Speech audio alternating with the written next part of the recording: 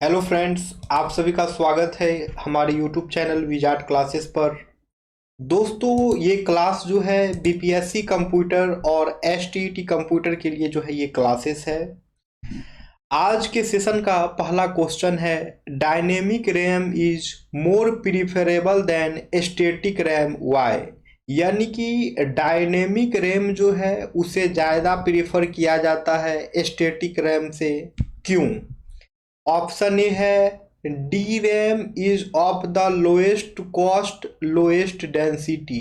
D RAM का जो है कॉस्ट कम होता है, ठीक है, और डेंसिटी भी जो है कम होता है।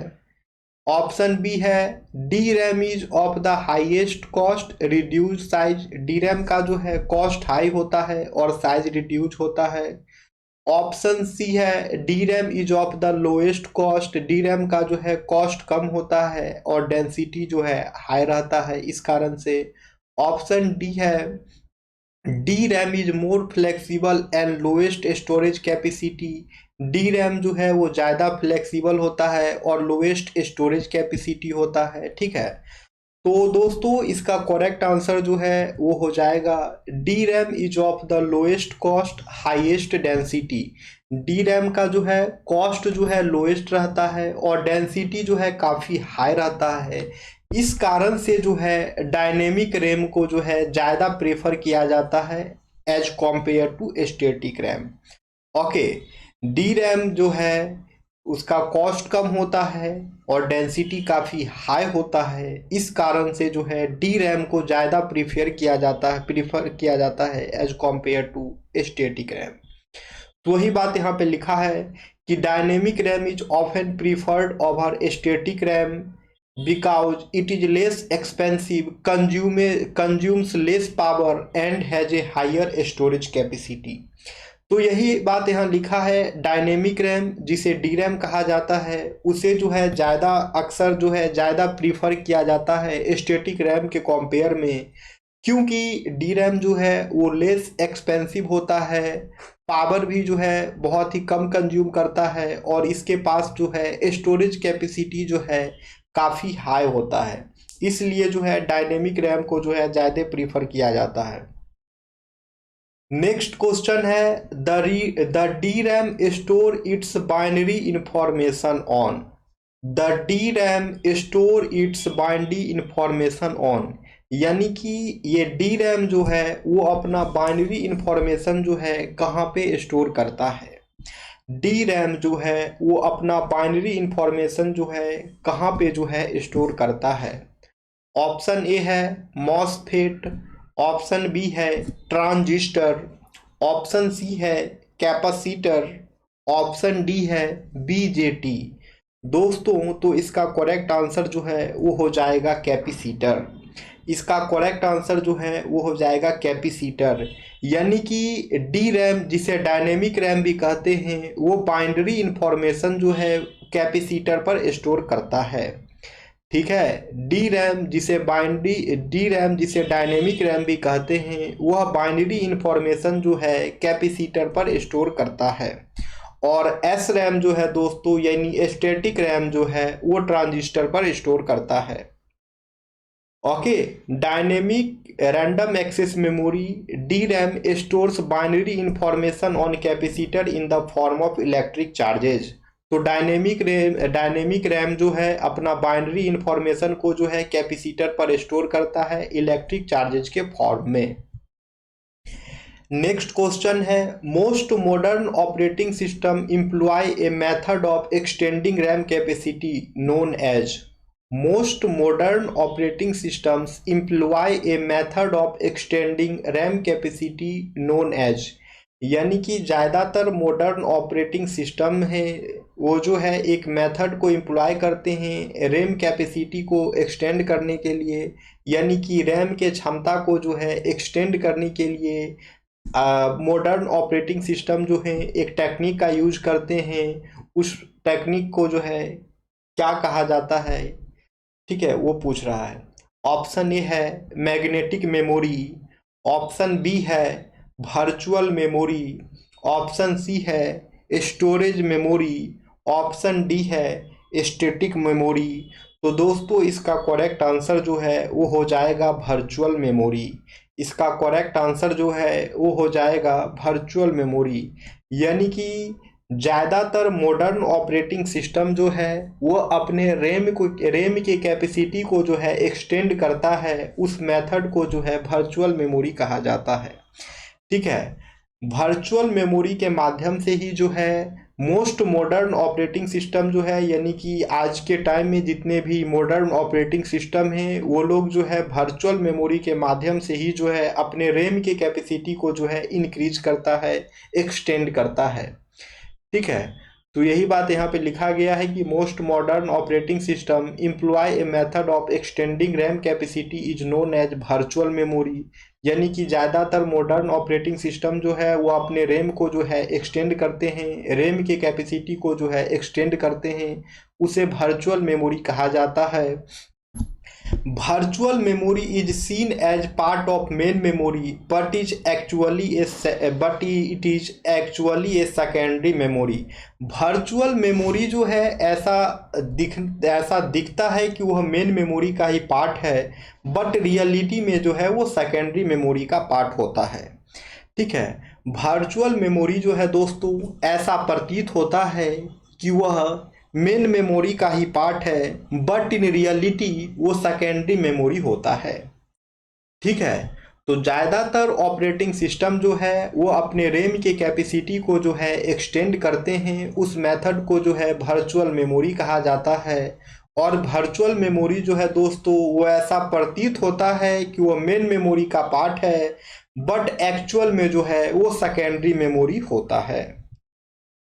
अब है वर्चुअल मेमोरी के ही बारे में और भी पॉइंट्स तो देख लिया जाए। Virtual memory is a technique used in a computers operating system to increase the amount of available memory by temporarily moving data from RAM to the hard disk. तो वर्चुअल मेमोरी जो है दोस्तों वो एक टेक्निक होता है computer operating system में, जिसके माध्यम से जो है रैम के साइज को जो है इंक्रीज किया जाता है।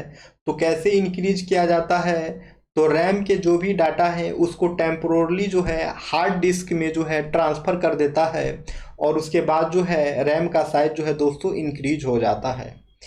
Virtual memory can be useful for multitasking, running large programs and improving system performance. Virtual memory जो है वो काफ़ी लाभदायक होता है मल्टीटास्किंग में, रनिंग लार्ज प्रोग्राम्स में, जब मल्टीटास्किंग का काम हो रहा हो, लार्ज प्रोग्राम्स को जब रन करना पड़ रहा हो, या फिर सिस्टम के परफॉर्मेंस को जो है इंक्रीज करना पड़ रहा हो, वो सब कंडीशन में जो है दोस्तों वर्चुअल मेमोरी जो है काफ़ी यूजफुल होता है। अब आइए देखते हैं वर्चुअल मेमोरी के कुछ एडवांटेजेस। तो वर्चुअल मेमोरी का एडवांटेज ये है, the degree of multi programming will be increased. तो मल्टी प्रोग्रामिंग के जो भी डिग्री हैं वो इंक्रीज हो जाते हैं। Users can run large application with less real RAM. Users जो है लार्ज एप्लीकेशन को भी रन कर सकता है लेस रैम के साथ में। There is no need to buy more memory RAMs. ठीक है, तो ज़्यादा इसमें जो है कोई एक्स्ट्रा मेमोरी रैम्स खरीदने की आवश्यकता नहीं होती है। ये सभी के सभी जो हैं वर्चुअल मेमोरी के एडवांटेजेज हैं। ठीक है, डिग्री ऑफ मल्टी प्रोग्रामिंग जो है वो इंक्रीज हो जाता है। यूजर्स जो है लार्ज एप्लीकेशन को जो है रन कर सकता है लेस रियल रैम के साथ। इसमें जो है no need to buy more memory RAM. ठीक है, इसमें कोई एक्स्ट्रा मेमोरी रैम खरीदने की भी जो है आवश्यकता नहीं होती है। अब है D RAM uses of integrated MOS capacitor as instead of a flip flop. D RAM uses of integrated MOS capacitor as dash instead of a flip flop. तो डी रैम जो है इंटीग्रेटेड एमओएस कैपेसिटर का use करता है as instead of flip flop. किसके बदले में जो है वो फ्लिप फ्लॉप का यूज करता है। ऑप्शन ए है स्टोरेज सेल, ऑप्शन बी है मेमोरी सेल, ऑप्शन सी है डायनेमिक सेल, ऑप्शन डी है स्टैटिक सेल। तो इसका करेक्ट आंसर जो है वो हो जाएगा मेमोरी सेल। इसका करेक्ट आंसर जो है वो हो जाएगा मेमोरी सेल। यानी कि D RAM uses of integrated MOS capacitors as memory cell instead of a flip flop. Okay, D RAM uses of integrated MOS capacitor as memory cell instead of flip flop. ठीक है, तो D RAM जो है integrated MOS capacitor का use करता है as memory cell instead of flip flop. Flip flop के बदले जो है दोस्तों डी रैम जो है इंटीग्रेटेड एमओएस कैपेसिटर का यूज करता है as memory cell. The advantage of this cell is that it allows very large memory arrays to be constructed on a chip at a lower cost per bit than in static memory। इसका advantage क्या हो गया, तो ये जो है allows करता है कि लार्ज मेमोरी एरे को जो है कंस्ट्रक्ट किया जाए एक चिप पर लोअर कॉस्ट बीट पर in static memories. Next question है, what is the disadvantage of MOS capacitor in RAM. What is the disadvantage of MOS capacitor in D RAM. D RAM में जो है MOS capacitor का जो है disadvantage क्या होगा। डी रैम में जो है दोस्तों MOS कैपेसिटर का जो है डिसएडवांटेज क्या होगा वो पूछ रहा है। ऑप्शन ए है it can not hold the data till a long period. ये जो है डेटा को जो है लॉन्ग पीरियड के लिए होल्ड नहीं कर पाता है। ऑप्शन ए है it does not hold the charge till a long period. ये जो है चार्ज को लॉन्ग पीरियड के लिए होल्ड नहीं कर पाता है। ऑप्शन सी है it is highly densed. Option C कह रहा है कि ये जो है काफ़ी हाईली जो है डेंस्ड होता है। ऑप्शन डी कह रहा है इट इज नॉट फ्लेक्सिबल। ये जो है फ्लेक्सिबल नहीं होता है। तो इसका करेक्ट आंसर जो है वो हो जाएगा it does not holds the charge till a long period. ठीक है, तो एमओएस कैपेसिटर का जो है डी रैम में डिसएडवांटेज ये होगा it does not hold the charge till a long period. तो लॉन्ग पीरियड के लिए जो है ये चार्ज को होल्ड नहीं कर पाता है। ये जो है एमओएस कैपेसिटर का जो है दोस्तों डिसएडवांटेज है। ठीक है, a disadvantage of using a MOS capacitor in dynamic random access memory D RAM is that the capacitor needs to be refreshed periodically to compensate for charge leaks. ठीक है, तो एमओएस कैपेसिटर का जो है disadvantage ये हो जाएगा using MOS capacitor in dynamic RAM. Dynamic RAM में जो है एमओएस कैपेसिटर का यूज करते हैं तो इसका डिसएडवांटेज ये हो जाएगा that the capacitor needs to be refreshed periodically। Capacitor को जो है periodically जो है उसे रिफ्रेश करना पड़ेगा to compensate for charge leak, ताकि जो है चार्ज लीक जो है उसे कंपनसेट किया जा सके। नेक्स्ट है the dynamic RAM offers dash. Dynamic RAM जो है वो क्या ऑफर करता है। ऑप्शन ए है high power consumption comma large storage capacity. Option A कह रहा है कि डायनेमिक रैम में जो है हाई पावर कंजप्शन होता है, लार्ज स्टोरेज कैपेसिटी होता है। ऑप्शन बी कह रहा है क्या इसमें जो है रिड्यूस्ड पावर कंजप्शन होता है और लार्ज स्टोरेज कैपेसिटी होता है। ऑप्शन सी कह रहा है कि रिड्यूस्ड पावर कंजप्शन होता है और शॉर्ट स्टोरेज कैपेसिटी होता है। ऑप्शन डी कह रहा है क्या हाइयर पावर कंजप्शन होता है और शॉर्ट स्टोरेज कैपेसिटी होता है। ठीक है दोस्तों, तो इसका करेक्ट आंसर जो है वो हो जाएगा ऑप्शन बी। इसका करेक्ट आंसर जो है वो हो जाएगा ऑप्शन बी, यानी कि डायनेमिक रैम में जो है रिड्यूस्ड पावर कंजप्शन होता है और लार्ज स्टोरेज कैपेसिटी होता है। ठीक है फ्रेंड्स, डायनेमिक रैम में जो है रिड्यूस्ड पावर कंजप्शन होता है और दोस्तों लार्ज स्टोरेज कैपेसिटी होता है। अब आइए दोस्तों यहाँ पे डी रैम के बारे में देख लिया जाए। डी रैम को जो है डायनेमिक रैम कहते हैं। डी रैम का फुल फॉर्म जो है डायनेमिक रैम होता है और एस रैम का फुल फॉर्म जो है वो स्टैटिक रैम होता है।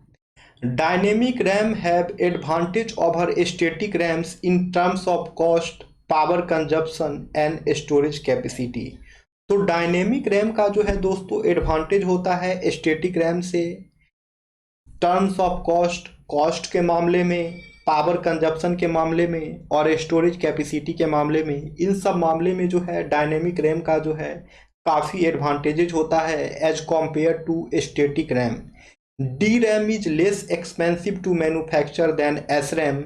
ठीक है, डी रैम का जो है दोस्तों डी रैम को जो है मैन्युफैक्चर करना भी जो है वो काफ़ी जो है कम एक्सपेंसिव होता है। ठीक है, डी रैम को मैन्युफैक्चर करने में जो है काफ़ी कम कॉस्ट लगता है as compare to S RAM, as it requires fewer component.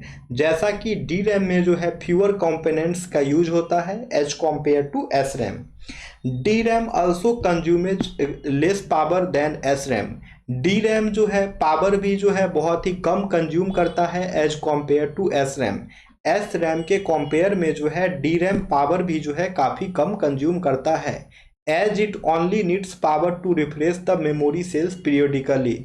जैसा कि जो है ये मेमोरी सेल्स को जो है पीरियोडिकली रिफ्रेश करने के लिए जो है इसमें पावर की आवश्यकता होती है। तो दोस्तों आज के क्लास को जो है यहीं पे एंड करते हैं।